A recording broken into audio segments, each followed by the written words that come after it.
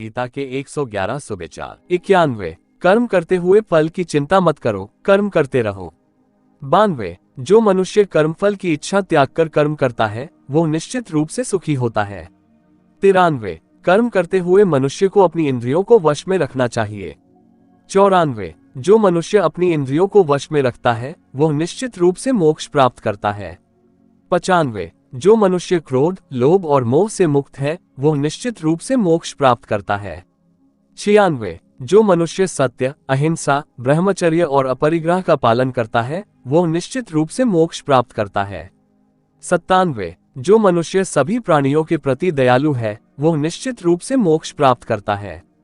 98 जो मनुष्य सभी प्राणियों में ईश्वर को देखता है वह निश्चित रूप से मोक्ष प्राप्त करता है। 99 जो मनुष्य ईश्वर के प्रति समर्पित है वह निश्चित रूप से मोक्ष प्राप्त करता है। 100 जो मनुष्य भक्ति मार्ग का पालन करता है वह निश्चित रूप से मोक्ष प्राप्त करता है। 101 जो मनुष्य ज्ञान मार्ग का पालन करता है वह निश्चित रूप से मोक्ष प्राप्त करता है। 102 जो मनुष्य कर्म मार्ग का पालन करता है वह निश्चित रूप से मोक्ष प्राप्त करता है। 103 जो मनुष्य योग मार्ग का पालन करता है वह निश्चित रूप से मोक्ष प्राप्त करता है। 104 जो मनुष्य आत्मा को जानता है वह निश्चित रूप से मोक्ष प्राप्त करता है। 105 जो मनुष्य ब्रह्म को जानता है वह निश्चित रूप से मोक्ष प्राप्त करता है। 106 जो मनुष्य मोक्ष प्राप्त करता है वो फिर कभी जन्म नहीं लेता है।